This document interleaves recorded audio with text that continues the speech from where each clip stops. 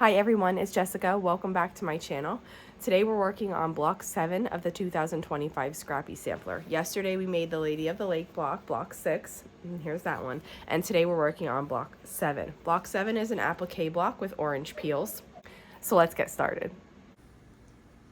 For block 7, we're making orange peels, and you can choose to do this any way you like to prepare your applique. You can do a raw edge applique, you can use a fusible and fuse it down and then stitch it down.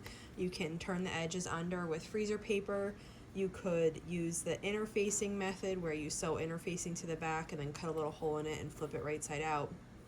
It's really up to you. I'm using the freezer paper style method, and I don't have freezer paper though. I have Quilter's Mylar template, and I just basically put that down. I use my template to cut this shape out. When you're cutting your template out for this block, cut just to the inside of the solid black line. I noted that on the template as well.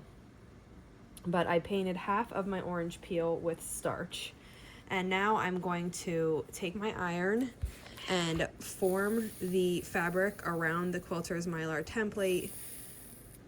The starch helps get a really nice edge here. And as the iron goes on top of the wet starch, it dries it and it makes it form a beautiful edge.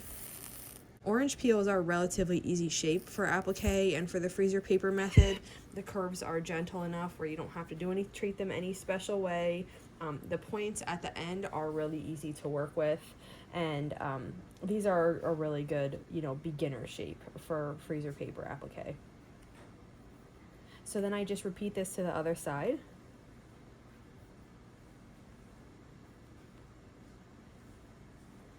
When you're cutting your template out, you just want to make sure that your edges of your template are really smooth. If you're using freezer paper or this Mylar, as nice as your template is, like that is as nice as your piece can be. So if your template has a lot of bumps, it's not smooth, you'll never get a smooth applique shape because the fabric is taking the shape of the Mylar or the freezer paper. So you just need to make sure that you're cutting your template out as best as you can. When I get to the edge here, I just fold this in a little bit so that it's right in line with the orange peel, and then I fold it over. And then I hold it there and I have the iron set it like that. It gives you a really nice corner without having any fabric, raw edges or any bits sticking out on the front. And so this is what my orange peel looks like now. It's pretty hot once you finish pressing it, so I just like to let it cool a minute. And once it's cool enough to touch, you just slip out the Mylar or the freezer paper. And then I give the shape a press from the front. And then if it needs it, a press from the back. This one looks like it's laying pretty good, but I'll just press it anyway. And this is my orange peel then. Now for this block, we need to make 2 white colored orange peels and 2 of your colored orange peels.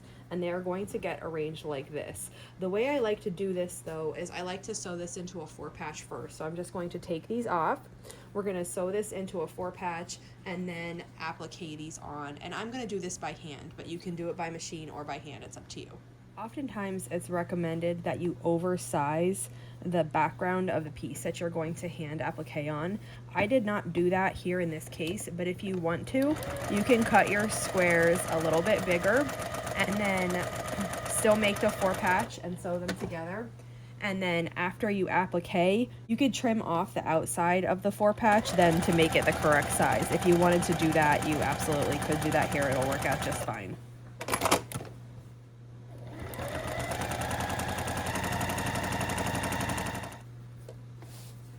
When the 4-patch is finished, it looks like this.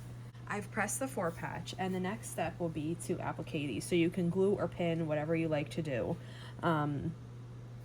And you're just going to arrange them so that they lay on here with 1/4 of an inch from the edge. And the points of the orange peels will be meeting together at this seam. So you can see here that if you did choose to oversize your blocks, that would be fine. You're still just gonna make them touch. You'll have extra room here, and then at the end you can trim this block down to size.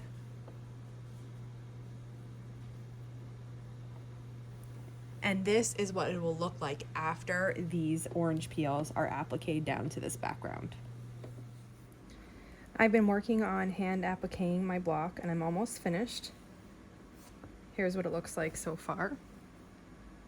I love this block. I think the effect that it gives is just so pretty, and I think it looks a lot more complicated than it is.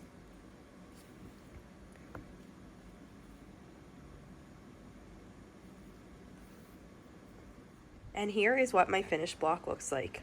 I did have a little bit of fraying on this fabric, and I probably should have oversized my piece so that I could trim that away now, but I'll just take care of this and make sure I don't fray it anymore, and it will be okay in the quilt. Well, that wraps it up for today. If you have any questions on this block, just let me know, and if not, I'll see you back here soon. Thanks for following along.